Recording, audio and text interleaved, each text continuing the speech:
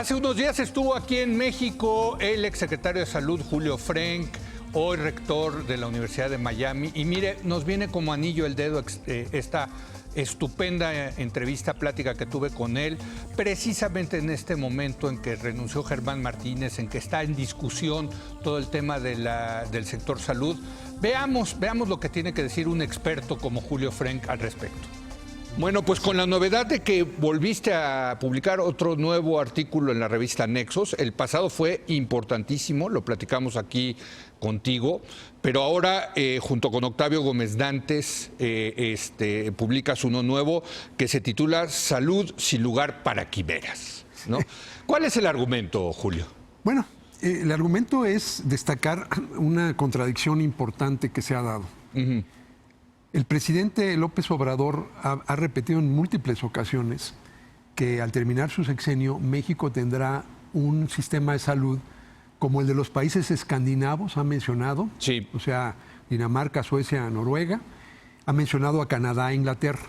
Correcto. Los presenta como el modelo al que debemos aspirar. Uh-huh. Esa es una opinión muy atinada. Estoy totalmente de acuerdo con el presidente. Sí. Son los mejores casos, ¿no? Son las mejores prácticas, digamos, son las mejores de prácticas. Salud pública, desde luego, ¿no? Sí, son los países que han logrado los niveles más altos de salud, los niveles de mortalidad más bajos. Le dan protección financiera a todo mundo, nadie se arruina económicamente por atender a su salud. Y hay un nivel razonable de satisfacción de los usuarios con su sistema de salud. Bueno, yo agregaría otra cosa, el costo es razonable para el Estado, ¿no? Así es. O sea, lo que se gastan en puntos del PIB es mucho menor al sistema estadounidense, que es una barbaridad, ¿no? Exactamente, sí. Entre 10 y 11% del PIB comparado con 18% en Estados Unidos y con mejores resultados en estos países. Los países escandinavos, Canadá, aquí en nuestro propio continente, e Inglaterra. Eso es a lo que hay que imitar. Y eso es lo que dice el presidente y creo que tiene toda la razón. Ahora, lee uno los documentos que se están generando en la Secretaría de Salud, las declaraciones de algunos de los funcionarios, y lo que se está proponiendo no es ese modelo, no es el modelo que el presidente plantea, es un modelo que se parece mucho más a lo que vemos hoy solamente ya en 3 países del mundo, que son Cuba, Venezuela y Corea del Norte. O sea, países, vamos a llamarlos revolucionarios. Así es. ¿No? Sí. Un concepto equivocado de lo que debe ser un sistema de salud progresista. Sí. Un concepto de los años de la Guerra Fría, en donde el Estado era el gran prestador monopólico, el Estado nacional además. Sí. Un sistema centralizado, único, monopólico. En contraste, el modelo que plantea el presidente, este modelo, digamos, que es además el más común en los países miembros de la Organización para la Cooperación y el Desarrollo Económico, la OCDE, son también modelos públicos. El financiamiento es preponderantemente público, como debe de ser. Sí. Pero son modelos plurales, donde con reglas del juego claramente establecidas, y es así, vigiladas por el gobierno, hay un espacio para que haya prestadores privados. La mayoría de ellos son los médicos generales, que no son empleados del gobierno. Son médicos y enfermeras y otros, pero sobre todo hablo de los médicos y médicas, que están en el ejercicio libre de su profesión y a los cuales se les paga típicamente un pago por persona atendida, sobre todo los médicos que están en el primer nivel de atención. Si uno ve, ¿se juntan ellos, digamos, en negocios, en clínicas, digamos? Hacen clínicas, son organizaciones privadas, sin ánimo de lucro, simplemente los médicos que ahí trabajan ganan lo suficiente para vivir una vida. Pero ¿quién les pone su salario, por ejemplo? Digo, se negocian el pago que se le hace en un pago que se llama per cápita, o sea, por cada persona que con libertad de elección se afilia con ese médico. O sea, puede ir yo danés, digamos, voy a ponerme, puedo ir a la clínica A o a la clínica B, la que más me guste, y el Estado le paga directamente a esa clínica. Correcto. Entonces, el modelo que ha planteado el presidente López Obrador es un modelo público, plural. Sí. Y el modelo que uno ve en los documentos que se están formulando ahora en el marco del Plan Nacional de Desarrollo y en las declaraciones de muchos funcionarios, no es un modelo público plural, es un modelo público monopólico. ¿Eso qué es? ¿Como hoy el día el IMSS, digamos? Es un modelo donde no hay libertad de elección, sí, donde toda la prestación del servicio está centralizada en el gobierno nacional. Sí.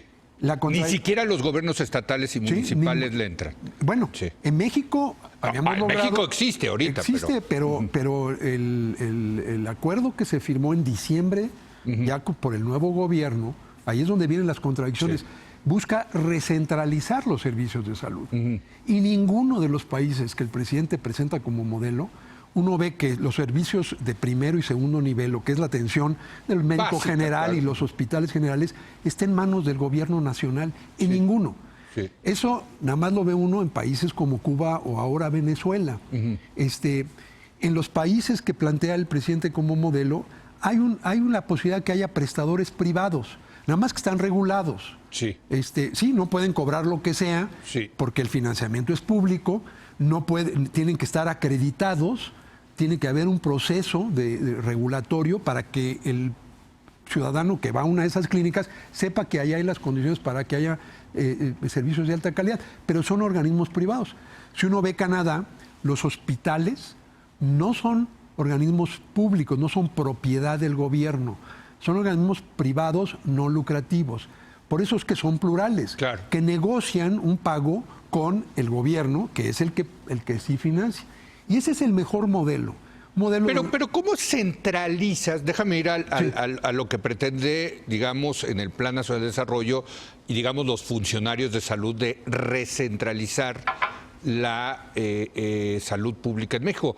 Porque tú tienes un sistema que es el del IMSS, donde el trabajador paga una parte, el patrón otra parte el Estado, ¿no? Así es. Y el IMSS tiene sus hospitales, sus clínicas, etcétera. Lo mismo pasa con el ISSSTE para los trabajadores públicos, y hay el sistema de salud pública que hay federal, estatal e incluso creo que hay municipales. Donde tienes el seguro popular como el instrumento financiero. Así es, exacto. ¿Cómo le haces para qué significa agarrar al IMSS, al ISSSTE, a todos estos sistemas, ponerlos en la misma bolsa y ahora que lo administre la Secretaría de Salud? No. ¿De eso estamos hablando, Julio? No, de lo que se está hablando ahora es de tomar los servicios para la población sin seguridad social. Ah, ok. Sí. Y recentralizar. Okay. Desde el año en 1983 empezó un proceso, era secretario de Salud el doctor Guillermo Soberón. Sí. Culminó cuando era secretario de Salud el doctor Juan Ramón de la Fuente. Se descentralizaron los servicios para que, sobre todo los servicios de primero nivel, las clínicas, y segundo nivel, que son los hospitales generales, estuvieran en manos de los estados de la República. Bueno, eso es lo que, si uno lee el acuerdo de diciembre de 2018, se pretende ahora recentralizar. Se le llama federalizar, pero es recentralizar. Entonces, a ver, quedaría el IMSS intocable, el ISSSTE, creo intocable, y la otra parte es lo que pretenden centralizar. Y hay un comentario que se ha también dicho, que no está claro cómo se va a hacer, que es que el componente tiene, además de los servicios para los derechohabientes que pagan sus cuotas, obrero patronales y con los patrones, tiene lo que ahora se llama, lo que se ha llamado, empezó IMSS Coplamar, IMSS Oportunidades, IMSS Prospera, etcétera. Ahora es IMSS Bienestar, es para la población, y la idea, según entiendo, es que el IMSS administre también todo eso para todos, ahí sí unificando, pero separado del sistema que atiende a los derechohabientes. Ahora, ve el IMSS, hoy en día un derechohabiente del IMSS paga su cuota, el patrón paga y el gobierno paga. Tiene que usar solamente los servicios que directamente da el IMSS. Correcto. Con algunas pequeñas excepciones. Correcto. No hay libertad de elección. Los ciudadanos sí ejercen la libertad de elección. Se van a una clínica privada o se van a un Instituto Nacional de Salud, que son muy buenos, y vuelven a pagar. Eso es lo que es injusto del sistema actual, porque es un sistema segmentado. Entonces, el gobierno actual tiene la oportunidad, si tomamos en serio lo que dice el presidente, de emular a los países escandinavos, Canadá o Inglaterra, de sí integrar la prestación. Es decir, tenemos todo este universo de clínicas las clínicas y hospitales del IMSS, del ISSSTE, de los servicios estatales, y crear un sistema, pero donde la gente tenga libertad de elección y donde el dinero siga a la gente. Porque hoy, al negarle esa libertad, por ejemplo, a los del IMSS, 30% de la demanda acaban yéndose a otros. Se van o al sector privado o a las instituciones de la Secretaría Federal de Salud, como son los Institutos Nacionales de Salud, de muy alta calidad, pero tienen que volver a pagar. Claro. Lo cual no es justo porque ya contribuyeron antes. Claro. Y pueden acabar en la ruina financiera, ¿no? Y muy a menudo así lo hacen, sobre todo cuando van al sector privado. Entonces, qué bueno que el presidente esté planteando ese modelo. Es el modelo más común en los países de la OCDE, entre los cuales está México. Pero hay que alinear lo que se está proponiendo. Lo que se está proponiendo no es eso. Se está recentralizando. Ahora, desde... ¿Y si se recentraliza, qué va a pasar, Julio? ¿Qué va a pasar? Porque hay muchos que nos están escuchando y que dirían, tienen la idea, no sé si correcta o errónea, de que la salud en Cuba es una maravilla. La salud en Cuba no es una maravilla. La mortalidad infantil bajó de manera muy dramática. Es un gran logro que todos hemos aplaudido en la salud pública. Pero fue la salud infantil, por el énfasis que se le puso desde el principio de la Revolución Cubana a la salud infantil y a la nutrición. Pero conforme ha avanzado lo que llamamos la transición epidemiológica, donde los problemas más comunes son problemas del corazón, diabetes, cáncer, el sistema de salud cubano está dando resultados muy malos. Algunos indicadores son de los peores en América Latina en salud de adultos. La mortalidad materna ha estado aumentando. En el artículo de Nexos, que está en el número actual de mayo, damos una serie de datos que muestra que sin regatear el gran logro que fue reducir la mortalidad infantil, en los indicadores de la salud para el resto de la población, la situación no es nada buena. Y luego tenemos el caso de Venezuela, que se fue un modelo similar, donde ahí la mortalidad infantil está aumentando. Es el único país de América Latina donde eso está ocurriendo, donde han regresado casos de difteria y de enfermedades que ya estaban controladas y donde hay una crisis de salud en este modelo de monopolio público. Ese no es el camino para México. Exacto, no es el camino para México, pero ¿qué pasaría en México? Otra vez, monopolios públicos es igual a burocratización, mucha corrupción también, mucho dispendio. Bueno, desde mi punto de vista y leyéndote, pues desde luego que no es el camino. Pero bueno, aquí ya entra la visión ideológica, ¿no, Julio? Ese es el problema. Y hay, por cierto, en el caso de México, igual que en esos países, otro tema, porque ahora estamos hablando de un sistema público único, o sea, monopólico, y se le agrega un tercer adjetivo, gratuito. Y este es un tema que a mí me preocupa porque es un tema de falta de transparencia ante la ciudadanía. Claro, gratis no hay nada. Nada es gratis. No. La fuente de financiamiento de los servicios de salud son los ciudadanos. Cuando pagan sus impuestos o sus cuotas a la seguridad social. Correcto. Sean los propios obreros o los patrones, o los impuestos que pagamos todos. Llamarle gratuito en un sentido absoluto es una forma de expropiar las aportaciones que hacen los ciudadanos y crear un clientelismo agradecido, porque parece que los servicios de salud no son un derecho, sino que son un acto de dádiva del gobierno que te los da gratis, a cambio de una transacción clientelar. Lo vamos a pagar los contribuyentes, ¿no? Así es. Lo que se tiene que decir es, son gratuitos en el momento del uso, que es como ocurre en los países escandinavos, en Inglaterra y en Canadá. No se cobra, a veces muy poquito, pero prácticamente no se cobra en el momento del uso, pero eso es porque los ciudadanos ya pagaron antes. Oye, y vaya que pagan impuestos los ciudadanos de esos países, ¿no? O sea, también tienen la idea de que, el gobierno quizás se lleva la mitad de mi ingreso, porque llega hasta la mitad de mi ingreso, pero yo tengo muy buenos servicios de educación y de salud públicas, gratuitos entre comillas, porque ya los pagaste. Ya los pagaste. Entonces, llamarles gratuitos en abstracto, que es el nombre del programa de atención médica y medicamentos gratuitos, eso es lo que se destaca. Es una distorsión de la realidad que básicamente es una expropiación de los derechos de los ciudadanos. Hay que decir, no, llamémosle servicios médicos y medicamentos ciudadanos, de los ciudadanos. Sí, son públicos porque el financiamiento es público, pero puede haber prestadores privados siempre que se ajusten a las reglas del juego. Lo que lo que no debemos tener es un sistema centralizado donde desde la Ciudad de México se esté dictaminando cómo se da la atención médica en un pequeño consultorio y haya una relación administrativa directa. Eso es lo que pasa en los sistemas como Cuba o Venezuela, con los resultados muy negativos que comenta el artículo. O sea, es un dejo soviético esto, ¿no? Sí, es un tufo soviético. Y no funcionaba, vaya, o sea, no finalmente la distancia entre el burócrata en la Ciudad de México y la clínica en Tenosique, pues es tan amplia que acabas teniendo muy malos servicios de salud, ¿no? Así es. Y sí preocupa eso, lo mismo en estos sistemas, se separa la función de financiamiento, que es la que queda como función pública, de la función de prestación, que es la que es plural, con reglas del juego. Y la autoridad federal, nacional, regula. Claro. Entonces son las tres grandes funciones. Yo le llamo rectoría porque no nomás es regulación, es también evaluación del desempeño, es información para empoderar a los ciudadanos. Pero la rectoría, incluyendo la regulación, eso es lo que hace la autoridad nacional. Se puede apoyar en los gobiernos estatales, pero eso es una responsabilidad nacional porque es un sistema integrado. El financiamiento es público, utilizando los mecanismos de finanzas públicas menos regresivos o más progresivos. Lo ideal sería que fuera con impuestos generales si tenemos un sistema impositivo progresivo. Y la prestación puede ser pública o privada siempre que haya alta calidad y garantía, y empoderando con información válida a los ciudadanos para que puedan ejercer sus derechos de elegir a su médico.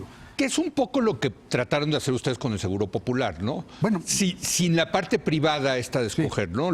Las clínicas privadas, ¿no? Pero todo lo demás era el modelo del Seguro Popular, ¿no? Lo que hicimos en el artículo es que el Seguro Popular, que se hizo en base a todas las evidencias que apuntan a que el modelo que plantea el presidente es el mejor.